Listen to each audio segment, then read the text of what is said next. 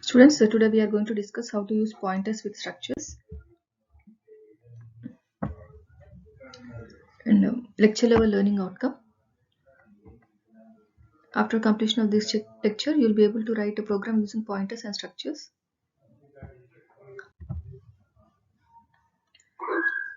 Structures with the pointers. So here, this is a structure program where it is containing two variables, character A and B, and we have declared a structure variable for this structure ABC in the main.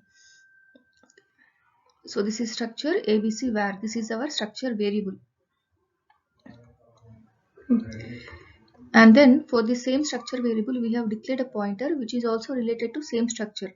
So the data type of pointer is also structure ABC, and the data type of var is also structure ABC. So this is the structure pointer which is pointing to the elements which are declared in the structure ABC. So the values of A and B can be accessed either using structure variable or structure pointer. So initially we are assigning a value to variable A which is equal to 90. So whenever we are using or whenever we want to give value to the variables, we need to use structure variable, and we represent the notation using structure variable dot variable. So this is var dot A.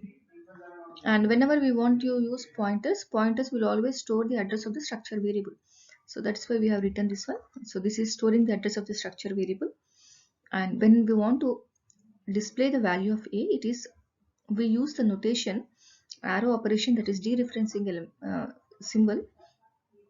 So this is always used for pointers. So pointer arrow A, this displays the value of A as 90, which we have given over here, and same value can also be displayed using structure variable.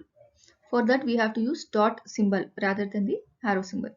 So this also displays the same result. So whenever we are using pointers, we use arrow symbol, that is dereferencing symbol, and here we use dot symbol whenever we are trying to access the elements using structure variable. So that is the difference between these two, between the structure variable and pointer.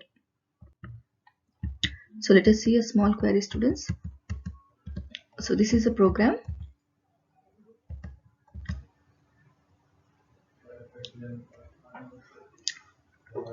So this is a structure program where we have declared a variable A with the structure variable S, and this is a function, and we are trying to call this function in the main, and we have given the value of A as 10. So this 10 is passed to change S,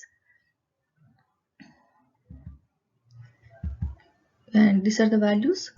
So here again we have in the change S, in this function we have assigned the value of A as 1. So this is a local function. So these are the options. So try to answer this. Pause your video for 10 seconds and try to answer this.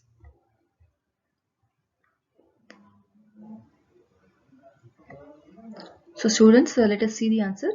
So when we are giving A value as 10 over here, now S is global to main, and change of S, this value S dot A is local to only this change function. Okay, but when we try to print S dot A, it will print